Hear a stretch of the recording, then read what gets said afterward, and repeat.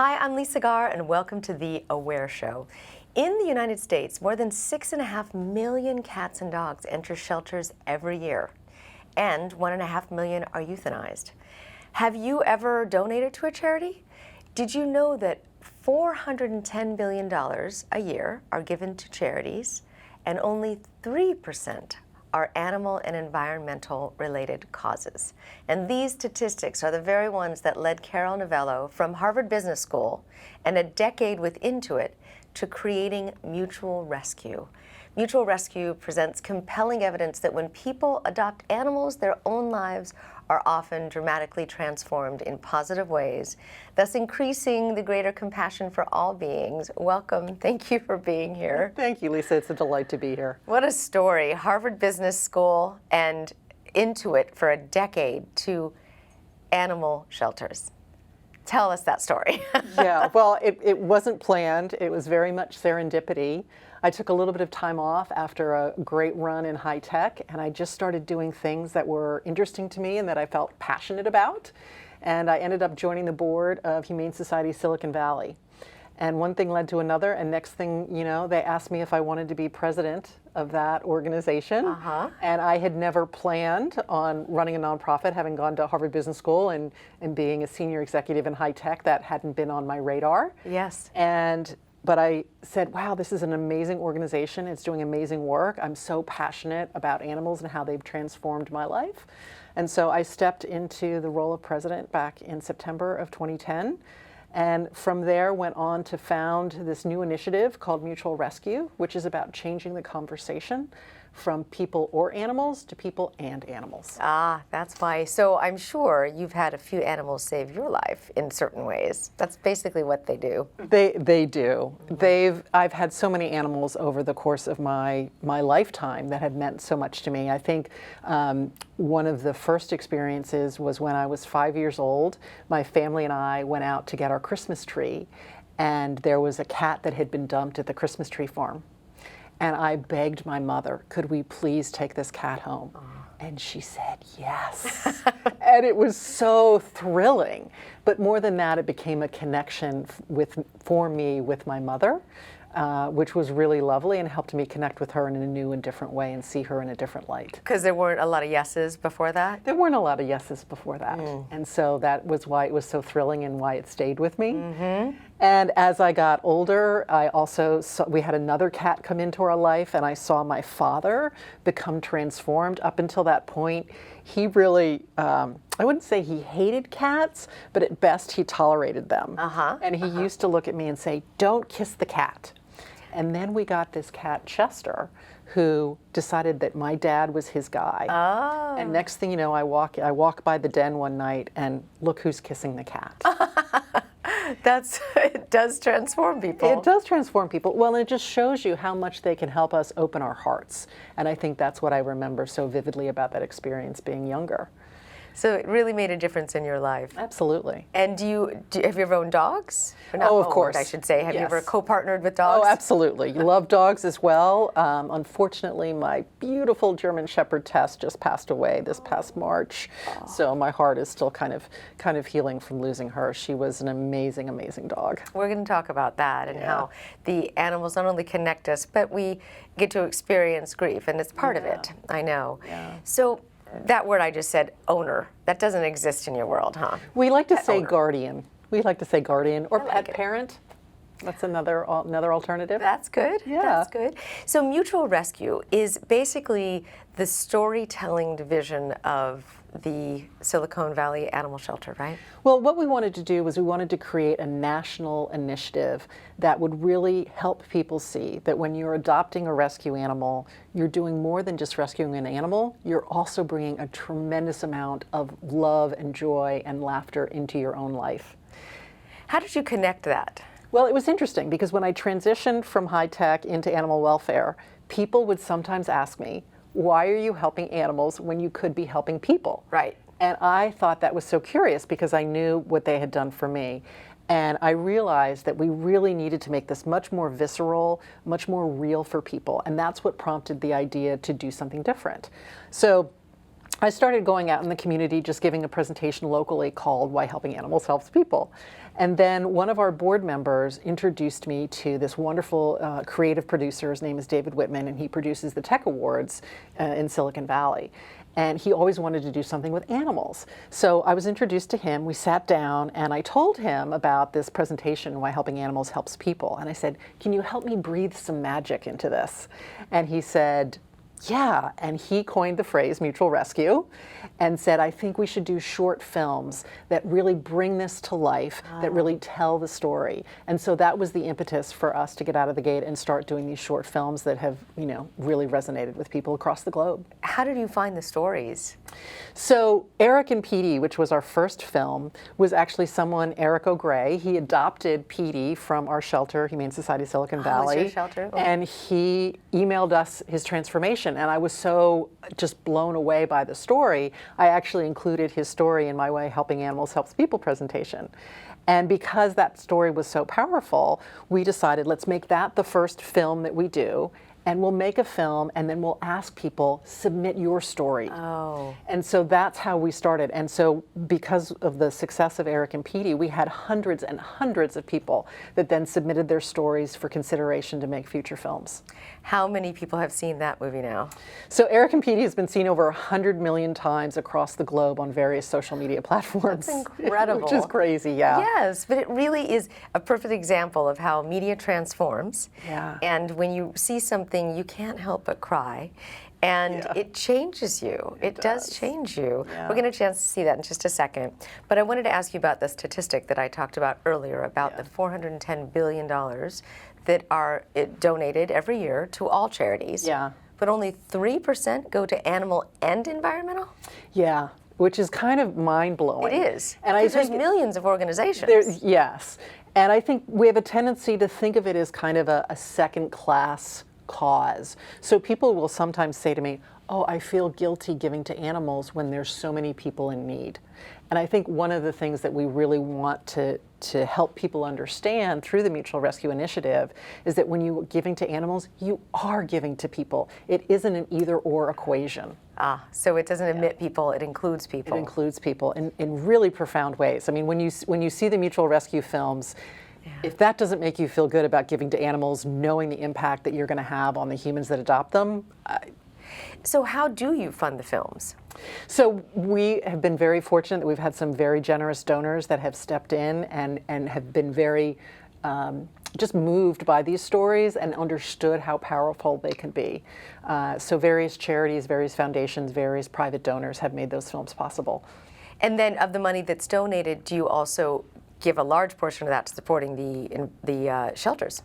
Well, so one of the things that we did, PetSmart Charities actually gave us a lovely grant, and through that we were able to make more films, and then we also were able to direct funds to the organizations of the film participants said, I adopted my animal from this shelter, or I'd like you to have a grant go to that shelter, so they were able to direct funds. So the people who are in the films and the stories and so forth also can help. So there's a major business component to this as well with getting things funded. Yeah, absolutely. Which is important. It is important, yeah, because we can't do the work that we do unless people feel really strongly about it and care about the work and want to see it get done. Mm-hmm. Yeah. And is this the only organization of its kind, Mutual Rescue? Is this well, I think in terms of authentic storytelling and combining that with a philanthropic focus, as well as creating opportunities for engagement at the local level, I think we're pretty unique. Well, that's very inspirational. Yeah. Because you have put together all of those things with being able to bring funding in, which is difficult,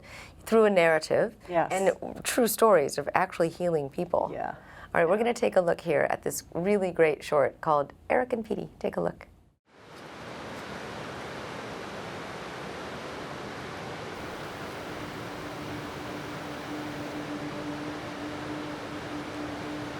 In 2010, my doctor told me to buy a funeral plot because I would need one within the next 5 years. But I'm still here because a shelter dog saved my life.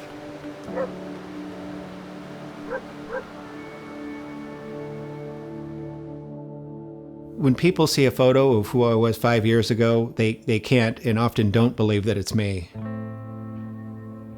My weight had crept up to 340 pounds. My blood pressure was through the roof, super high cholesterol. I had type 2 diabetes, and I was taking over $1,000 worth of medications a month. And I just felt really uncomfortable around other people. I became separated from society, and I just stopped living. I went on a business trip. You know how small airplane seats are? I could barely squeeze into one, and basically I'd spill over both sides. They had to delay the flight because they didn't have a seatbelt extension that would fit me. There was a gentleman next to me, and he just looked in complete disgust, and he looked at me and he goes, "I'm going to miss my connection because you're too fat." That really was my bottom point. That's the point that I really decided that, you know, I'm either going to die or I have to do something. I looked in the phone book and I found a nutritionist near me. One of the first things that she asked me to do was to go adopt a shelter dog. It would force me to go outside. It would force me to become more socially interactive. So I went to the local shelter, and I remember telling the lady I would like an obese middle-aged dog so that I would have something in common with him. And when I walked into the room, we both looked at each other with like a look of, really? I took him home that night. Neither of us knew what to expect. And over a period of time, we really formed an inseparable bond, and one that I'd never really experienced with another person or animal or anybody. We began walking for at least a half an hour a day, every day. And over the course of a year, just by changing what I ate and walking with Petey, I lost about 140 plus pounds. Everything about my life improved. I got off all meds. I no longer have type 2 diabetes. Petey also lost about 25 pounds, so we did it together. It was like a miracle. There you go. Woo! Hi, Petey. So I read over Petey's paperwork when I adopted him. And it turns out that he was left alone in a backyard, and nobody played with him. He'd had arthritis and all kinds of rashes, and his skin was just itching all the time. He was wondering what would ever happen to him. He'd gone from being in a situation like I was, where he didn't have any friends and he didn't know anybody, and really became a proud dog. Petey ready for the next stop? Petey's a good boy. Beyond unconditional love, Yum, peanut butter. Petey taught me absolute loyalty. He looked at me in every sense as though I was the greatest person on the planet. I decided that I wanted to be the person who he thought I was. One of the things that I dreamed of doing was running a full marathon, and he looked at me like, "You can do it." And I went out and I did it. This entire process brought me out of my shell and made me a different person.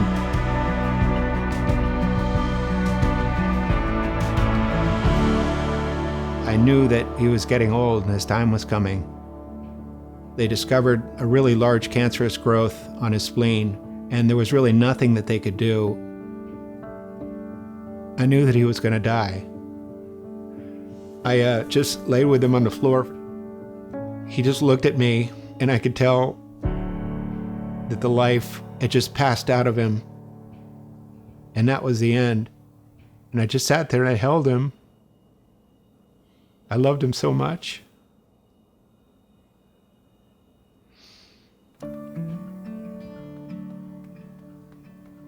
I just was so sad. And, you know, I'm still not over it. About 6 months later, after a race, suddenly just came into my mind, just drive over to the shelter right now. And I did. There was a dog that had been put in the adoption pen 4 minutes earlier. His photo wasn't on the wall, he wasn't on the website. And I just looked at him, and he looked at me, and he went, it was like, "Dude, let's get out of here."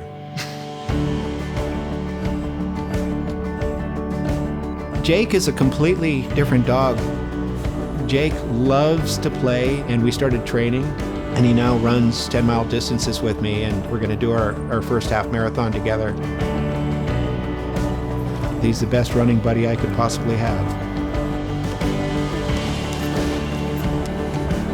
So really, thanks to Petey, I wake up every day wanting to be the best person that I can possibly be. He completely transformed me into a different person. I think about it now, who rescued whom? I mean, did I rescue him or did he rescue me?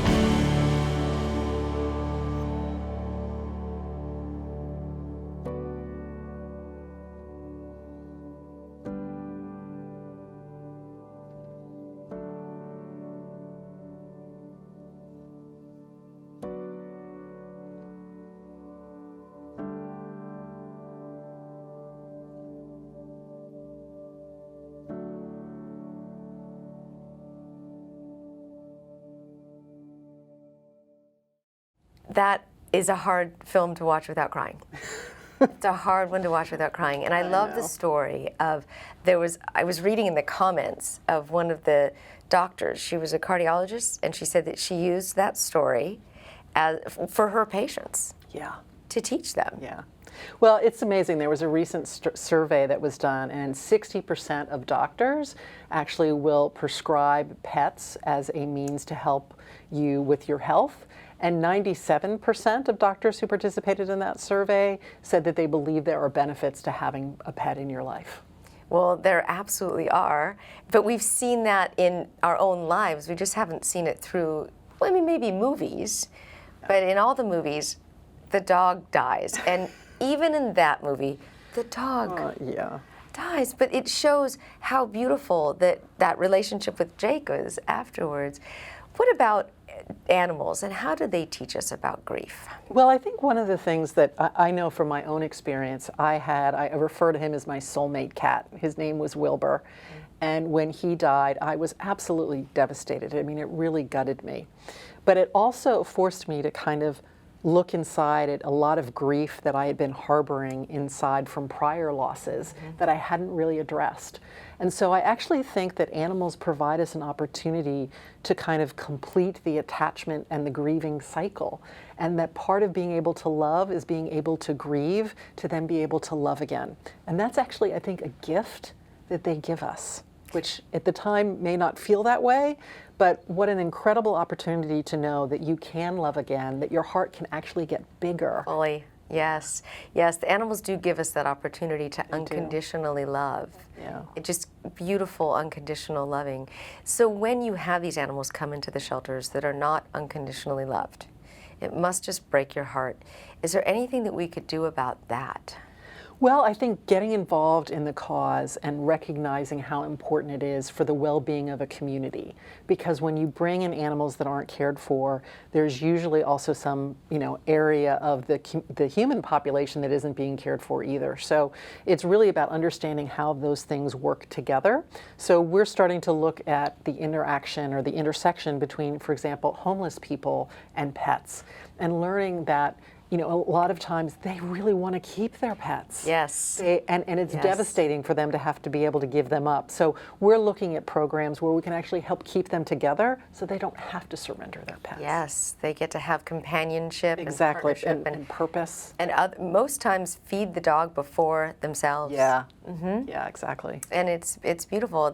Animals provide so much, especially for young ones, sick ones, as you said, the homeless population. There's a lot, and cats as well, but it's kind of harder to keep cats on a leash. Although more and more people are walking. It's a thing. Well, yeah, they are walking cats on a leash. Yeah. Yes. So when you have the adoption process, we've got this law that's been passed now in California that bans the sale of puppies and puppy-milled animals, which is wonderful. How do you see that impacting the shelters? Well, it should create more opportunities for shelters to be able to provide animals to various organizations for adoption. So at Humane Society Silicon Valley, for example, we actually have a relationship with Petco. They have donated space in 2 of their stores, and so you can go into Petco locations and adopt shelter animals through their program. That's the only animals that are allowed in pet stores now are shelter animals, right? In California, yeah. Many other states as well. Yeah, it varies state by state. Yeah, but there are many states adopting this law. Yeah. And I don't know exactly how many, but there's a good number, and this is something that you can also get passed in your local communities as well. Just to, even to the pet store itself. Yeah. Because puppy mills are dangerous. They're dangerous. They turn out inbred animals, and it's just not fair to the bred animal and to the person that's receiving a sick dog. Well, that's one of the things that really can be upsetting for you as someone who's doing an adoption, is a lot of time those animals may be carrying disease, they haven't been well cared for, you bring that animal home, that animal gets sick.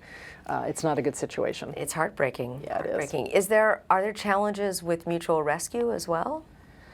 In the context of? Of just anything. Have you had challenges making the film, or raising money for the organization, anything like that? Well, I think one of the biggest challenges actually was getting out of my own way. Okay, tell me about that.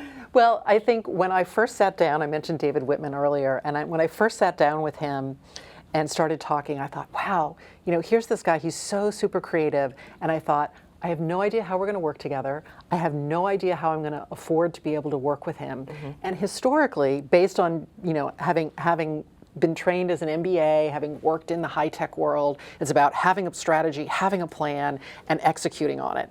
And here I walked into this situation where I had none of those things. And historically, I would have been like, I don't know how this is going to work. I can't figure out what the plan is. And I would have just kind of shut it down.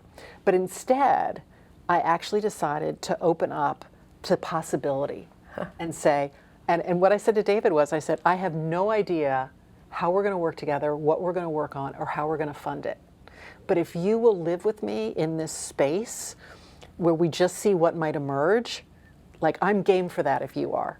And he said, I'm game for it. And then from that, one thing led to another, and this amazing initiative and really movement has sprung out of that willingness to be open and receptive to what might be possible. That's a great lesson in life. And so Yeah. would you say you're a different person as a result of all this? Yeah, absolutely. Yeah, absolutely. You said movement, that Yeah. this is now a movement. Yeah.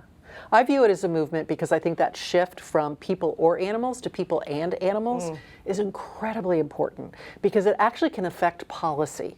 So one of the things that's really exciting, New York State, I believe, just recently became the first state where they had a domestic violence shelter that incorporated abuse victims being able to bring their pets with them. Oh, that's great. That's huge, because a lot of reasons people will stay in an abusive relationship is because they don't want their animals to be harmed if they leave them, and they don't feel like they have a choice. That's true. So these kinds of things really become important in terms of thinking about the human implications when you take the pets into consideration. So that's why I think it is a movement and why it's so important for humans. Well, we see a lot more animals on planes now, and companion animals and so forth. But that is true. When you go to a shelter situation, even in the fires and so forth, when there's, you're not allowed to bring your animals inside. Well, and a lot of that has changed. I mean, when we went through everything that happened in Katrina, I mean, people were absolutely, I mean, just gut-wrenching. They weren't allowed to bring their animals with them. Yes. And from that, I think we learned a lot. And now what you're seeing, with the wildfires that happened in California last year, a lot of effort was made to be able to create sheltering that people and pets, either side by side, or that people were not being separated from their animals. Yes, because right now you have to stay outside of the shelter if you have an animal, which isn't good for you or the other of the animal breathing. Yeah. So I see what you're saying by it's an initiative. It takes a lot of change, but I believe that change through storytelling is really impactful type of change. Yeah, I do too. And that's important. Yeah. We're going to take a look at Carol talking about mutual rescue. Take a look. When we as human beings are experiencing our most difficult moments in life, our animals can often be our emotional rescue. I couldn't breathe without dogs or animals in my life. I mean, it's just like they're my oxygen.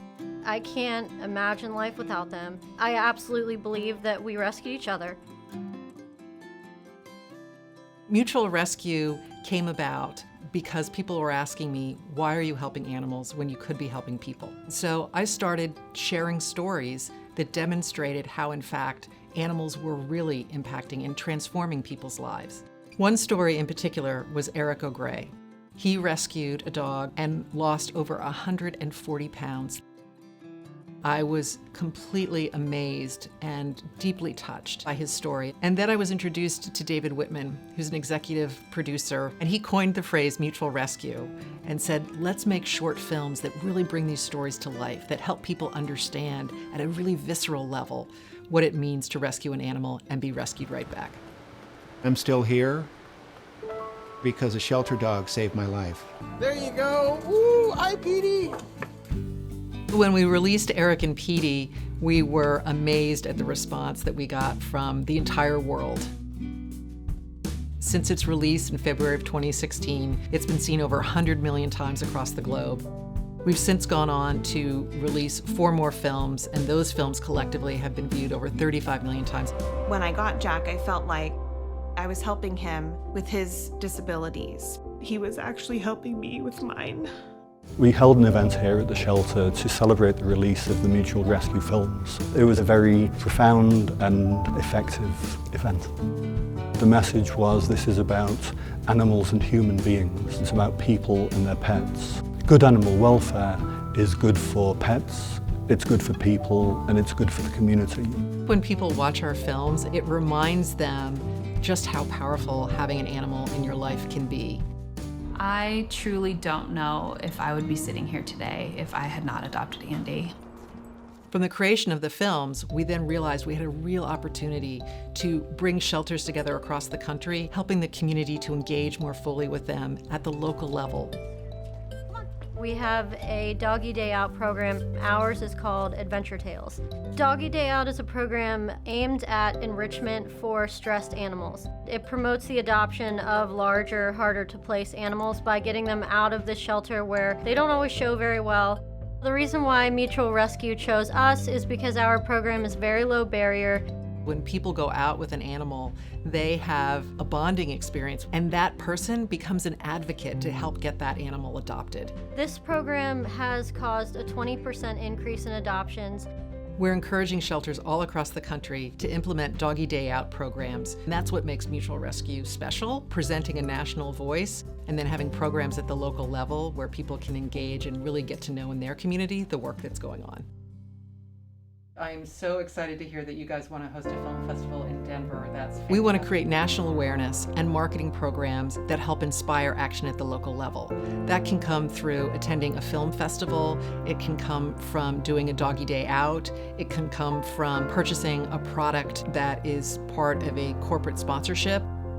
Mutual Rescue is doing what I lived my life doing, trying to, sort of live by example and have people learn how important it is for us to all coexist.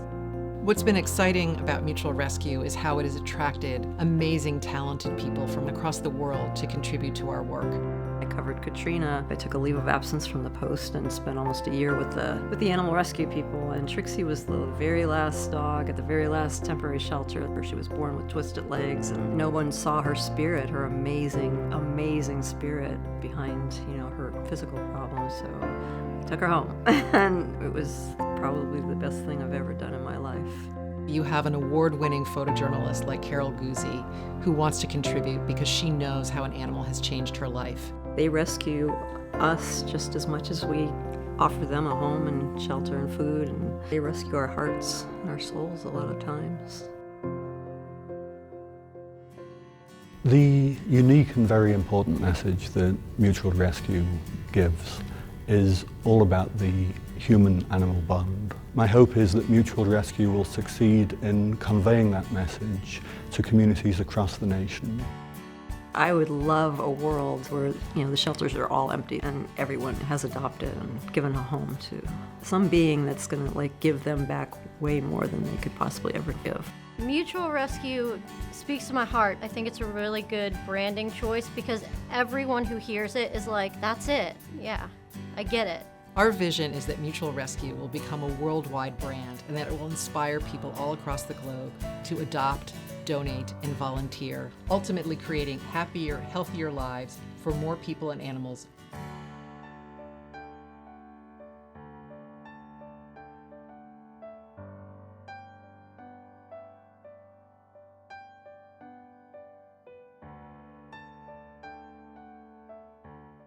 There are a lot of stories that come your way. Are there any more that come to mind that really made an impact?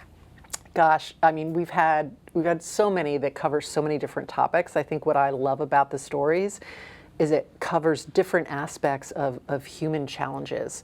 So Josh and Scout is the story of a veteran who was suffering from PTSD, came very close to taking his life, and a kitten crawled out from under a bush and basically climbed up into his lap when he was taking what he thought was going to be his last cigarette. Wow. And basically he credits this cat with saving his life. That was another one of our films that just, that film I think has been viewed 21 million times. Oh my goodness. So it really just resonated with people in a very profound way. You create community as well with these films, as I noticed the comments underneath. Yeah. Do they live on YouTube as well? They're on YouTube, they're on Facebook, they're on our website at mutualrescue.org. And so yeah, there's a number of different places. And then we've had various social media platforms pick them up as well. Now, are you able to accept these stories through the Mutual Rescue website? Yes, if you go to mutualrescue.org, there's a little bar there that says stories, and you can go in and you can submit your story. And even if you have pictures and so forth, you can upload everything, right? Yep. Yeah, absolutely, yeah. There have been a lot of stories that I've watched that they're all running together in my mind. Is there another one that you can tell us or share with us about children and animals? Yeah. So Jade and Trubs is an absolutely lovely story about a little girl who suffering from autism and had a sensory sensitivity. So every night she would try to go to bed and she would be overstimulated by sound and lights and all this other thing. And her mom just had the hardest time trying to calm her down and get her to sleep every night. So it was just a struggle. And it was going, day after day, year after year. And one afternoon, they decided to go to an animal shelter to spend some time because they'd accidentally gotten locked out of their house. And while they were at this shelter, they met this cat. And he'd been at the shelter for 5 years. 5 years? 5 years, Aww. Totally overlooked. And the folks at the shelter said, oh, he's not going to want to talk to you, And Jade became a shelter cat. Yeah, he just kind of became a shelter cat. And Jade went over and she lifted up the blanket and talked to him. And then she started to walk away. And Trubs got up and followed her. Oh. And the shelter director started crying. She said, I've never seen this cat do this. And he hopped up into her lap, and Jade looked at her mom and said, come on, we gotta bring him home. Yes. And they did. That night, the bedtime ritual started again, Jade getting overstimulated. Trubs heard what was going on, came in, hopped up on the bed, started kneading her chest. Oh my goodness. And basically, something about, I don't know if it was, I don't know what it was about that situation, but basically calmed her nervous system down. And she just calmed down and she fell asleep. And so that became the nightly ritual, is that Trubs would come in every night and help calm her down and have her go to sleep. That's magical. That is magical. That is a miracle. Yes. That is a miracle. I'm glad you're documenting these stories because no one would believe something like that. Yeah. It's true. Animals are just incredible angels. They're such incredible companions, and they do miraculous things. They absolutely do. A lot of healing there. Yeah. You also represent or introduced me to this Doggie Day Out. Yeah, so that's part of our Mutual Rescue initiative, is we want to generate national awareness about changing the conversations for people or animals, but then we also want to create opportunities for engagement at the local level. So we are encouraging shelters all across the country to start Doggie Day Out programs. It's a low barrier way for someone to come and take a dog out for the afternoon. So the dog gets exercise, gets relief from being in the kennel, and then you as a human being, you get exercise, you get to bond with an animal. And what's really exciting is that these animals are now getting out into the community, and people then are taking photographs and videos, and they're posting it on their Facebook page, so the animals are getting adopted faster. Oh, this is a great idea. And you can do this, you just download this form and...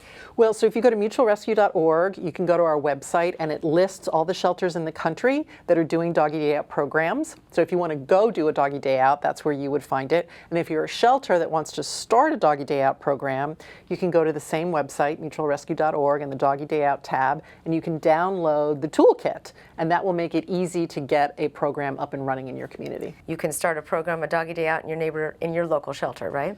Yeah, so you need to work with the shelter to be able to do that. Yes, but yeah, and then people can come and take the dogs out. And it again, what's so exciting is that the animals get more exposure and the humans get an opportunity to get some stress relief. It's really a win-win. There's a segment that I like to do called the Aware News, and I like to talk about current events and how it relates to your body of work so we can provide possibilities and solutions for a better world, just like you. Great. And research states that there is a 12th International Conference of Animal-Human Interactions. This is a thing, Animal-Human Interaction Conference.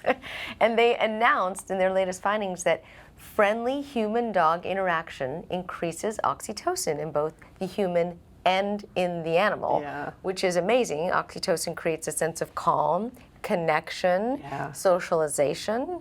So it can really help with bringing people out of their, homes, of their shell and so forth.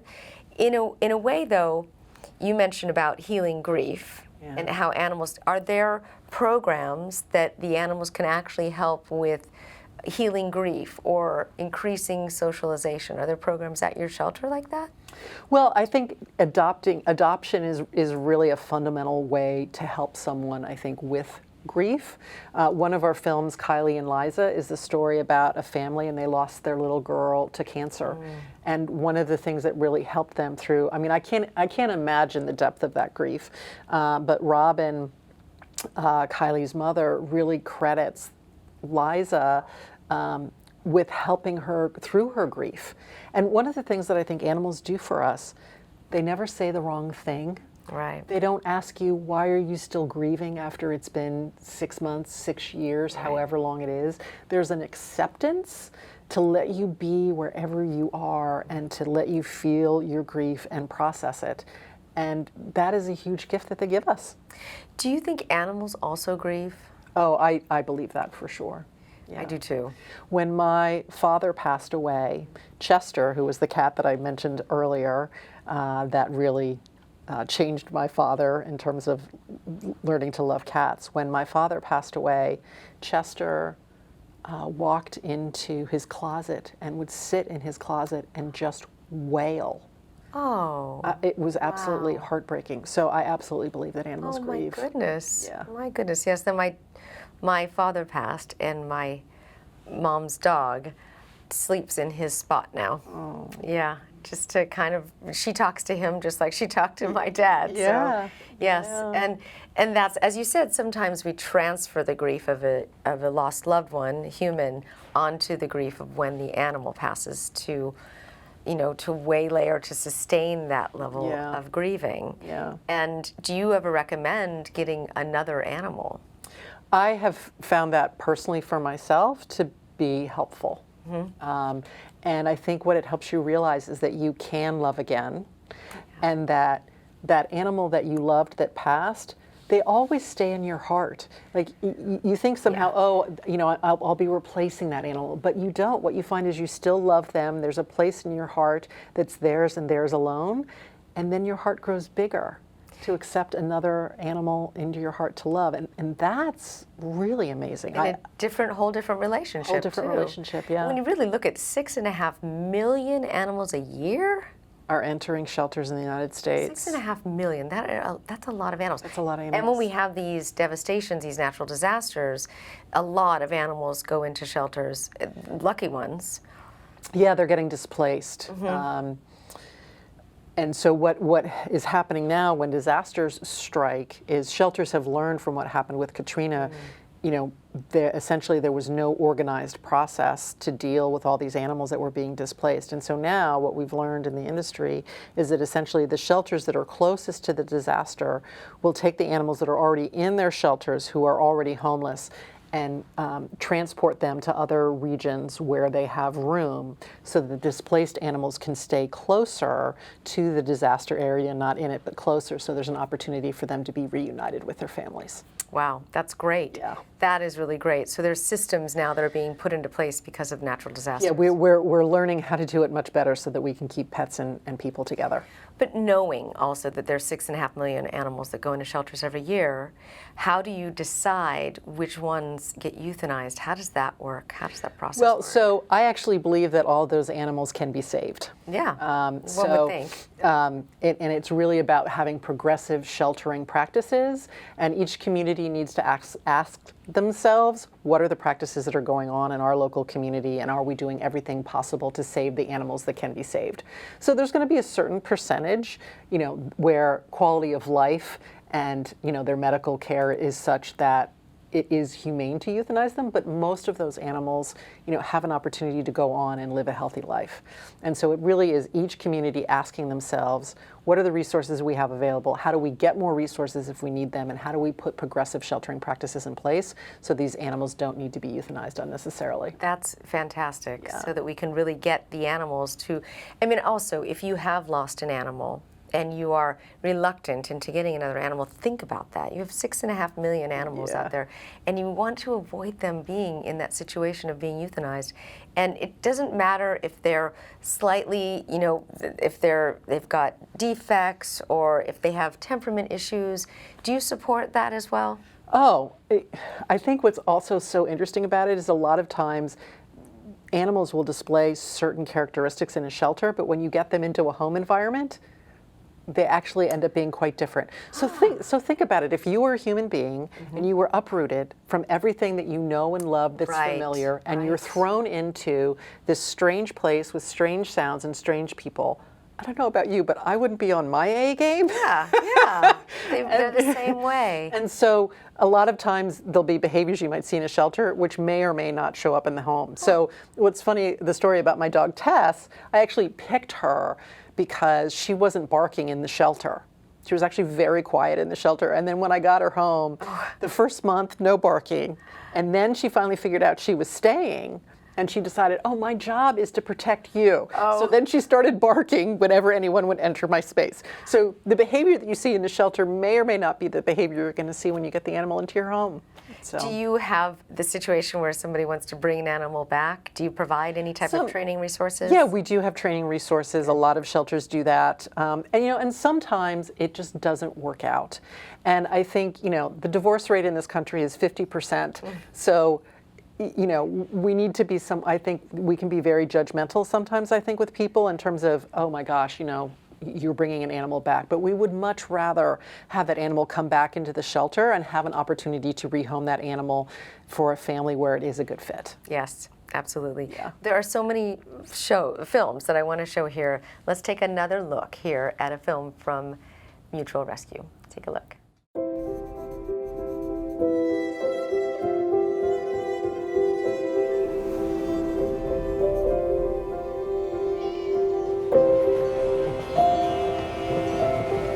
I spotted her in a train. She was hanging out. There's something special about this girl. He kept, trying to talk to me. We became really good friends. The fact that she's a very fiery person made me fall in love. He was kind and loving and sensitive. I couldn't imagine a life without him. It was magical. And in December 2015, we got married. But I didn't know that things would fall apart so fast. I don't want to imagine what would have happened if Lollipop hadn't been around.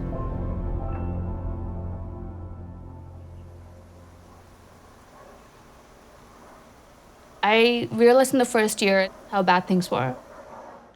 Rowena is emotionally very strong, but when emotions are involved, for me, it is very difficult. When we got married, it was the first time when, families were involved. All these expectations started coming in. Every time we had an argument about this, I would shut down. I always had trouble managing my anger. I felt like I was talking to a wall. I would try talking, and then my anger would take over. There were times when the house felt like it was going to light up on fire because we both were so angry at each other, and sometimes it was just silence. There were days when we would not speak to each other. Felt like we were roommates.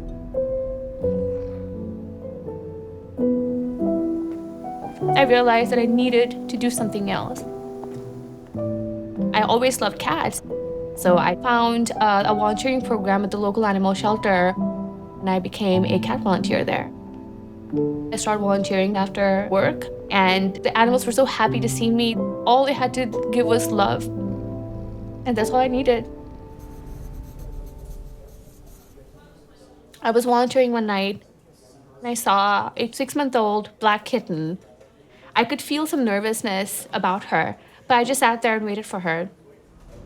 In a few seconds, she poked her head out, and I guess she just knew I was family because she jumped out and ran and sat on my lap. I don't know how to explain. I just knew that she was the one. Vanna called me, and I was a little hesitant, but I came to the shelter, and she hopped on my lap. And I remember he said, I guess she's like a dog, so it's okay. And that's all I needed. I immediately went up the front desk, and I was like, I want to adopt Lollipop. Lollipop had a pretty rough start to life. She had an upper respiratory infection, she had gingivitis, she had ringworm. She came to the shelter, and they treated her for all of those illnesses. I was very apprehensive about things, and I never thought of a cat as a pet. I was very clear that Vanna would have to take care of her. I was able to focus myself at work and at home because she was there for me. And she just returned all the love back to me. But pretty soon after we adopted Lollipop, my father was diagnosed with a terminal illness, and it was devastating. I had to go to spend some time with my father. When I was away in India for 6 months, I just focused on my father. But with my husband, things fell apart even more. It felt like I was chatting with a robot. I didn't know how to handle this conversation with her because I was afraid of how serious her father's illness was. I needed help figuring out what was the next step. What would happen after my dad died? But there was no one to talk about that with me because my husband was just lost in his own thoughts, and he was just unavailable. I didn't know what we were holding on to anymore. There was nothing left.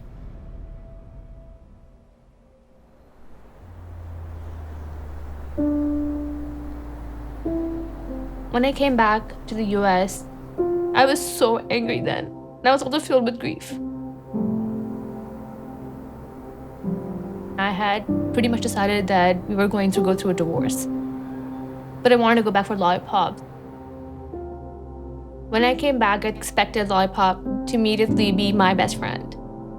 But she initially was scared of me. I wasn't sure what was going to happen because my understanding was that my husband was not connected with Lollipop, and I was so sad that she was alone. But I saw that their relationship was amazing, and I realized that in my absence, they had bonded, and she was closer to him than she was to me. In Bhavana's absence, I knew I had to take care of Lollipop, to clean and feed Lollipop. Soon after, we started developing a bond. I started off with the rule that make sure that the cat is not on the bed, she's not on the couch, she's not ruining the furniture, and that would be a happy Lollipop and that'd be a happy Abhishek. And Lollipop disagreed with it. And pretty soon she was sleeping right under my legs in the same bed. Lollipop's unconditional love opened something inside of me. I started talking to her and telling her that, don't worry, mommy's gonna be home soon, and telling her how much I love her. I asked him, what changed? And he said, Lollipop was the only piece of you that was left behind. And I wanted to love her and take care of her because I knew how much that meant to you, and in the process, I fell in love with Lollipop. He had become emotionally more available. And I started realizing that Lollipop had a huge role to play in that. We took help of some counseling, and that's when we learned the lack of communication that we have. There'd be times when I'd just be screaming and shouting, and I knew I had to stop, but I just couldn't. And Lollipop would transform into this confident tiger. She would walk into the room and jump on my lap or my husband's lap and look at me as if to say, "Stop, Mom, that's enough." And she knew what an effect that she had on me. Lollipop made sure that my husband and I were in the same room to play with her and to interact with her. She was just not okay if it was just one of us. Having one common thing that we both just loved changed things. And I didn't want to lose him anymore. I can't imagine our life the way it is now without Lollipop. She's a black cat, but she has added color to our lives. We're in a place where we're happy, where we look forward to being with each other. And we call the three of us a family.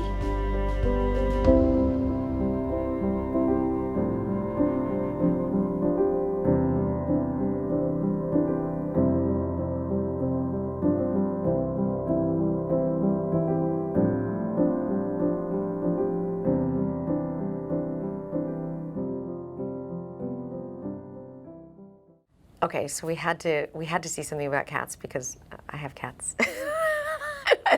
I also love dogs, but cats have a special place in my heart. That was beautiful. And where did you find the film? Well, so what was interesting, we did a call for stories, and Bhuvana and Abhishek sent in their story. And I think, up until this point, we'd covered a lot of stories about individuals or physical situations with people, but to actually see how a cat could reconnect two people that were really drifting apart from one another. I mean, they were on the verge of divorce. Wow. And that kitten saved their marriage. See, then they would have had this whole war of who was going to take the cat, and now they're together and it's okay.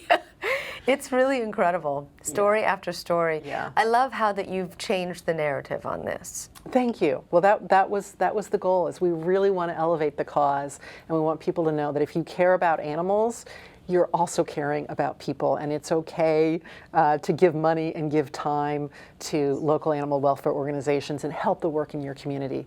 We like to say that when you connect an animal with a person, you enrich 2 lives. But when you connect thousands of animals with thousands of people, you're enriching an entire community.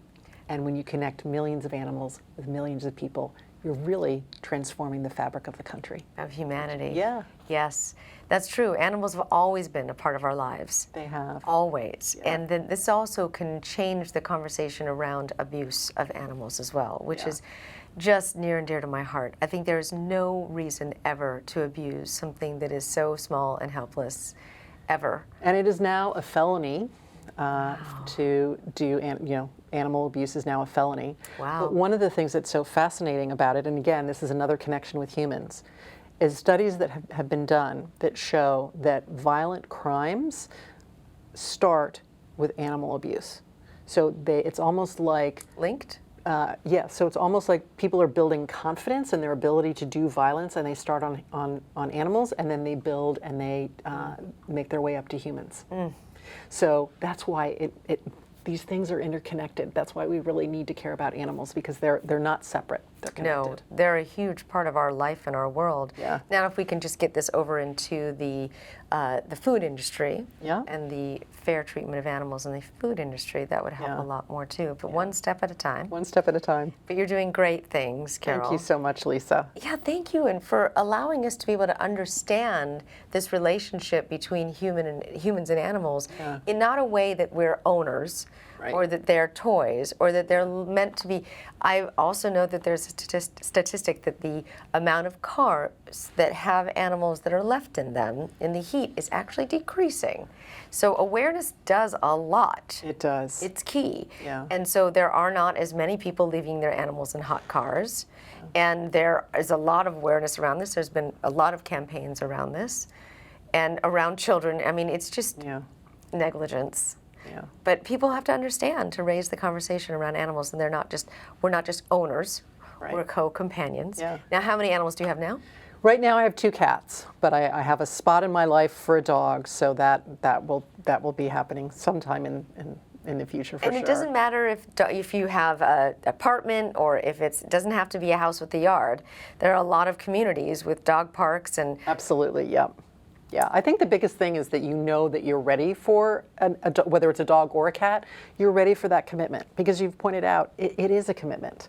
And you need to recognize that you're welcoming a four-legged family member into your home. And so you want to be prepared and able to honor that commitment. Yes. Yeah. Yes, important. Well, I think it's becoming a huge part of our world. And I know that people sometimes get irritated when there's animals on airplanes and so forth, but there's a lot more that's being done now in airports for pet relief centers to also regulate. And no longer is an animal going to be put underneath a plane, which is, that was also a huge piece. A lot of awareness. Yeah. It's all about awareness. Well, and it's also about being responsible pet owners and recognizing there are other people around you. So I think as pet owners or pet guardians, we need to be responsible and sensitive to the people that are around us as well. All right. Well, thank you again for everything. And thank you so much for joining us in this conversation about how animals can help heal us and we can help heal them as well. And if you'd like to watch more inspirational programming, you can check out my website at theawareshow.com. You can also check out mutualrescue.org to support the Mutual Rescue Foundation and a pet shelter around you as well. And you can also reach out to me on Facebook at Lisa Garr Host. Until next time, I invite you to stay aware.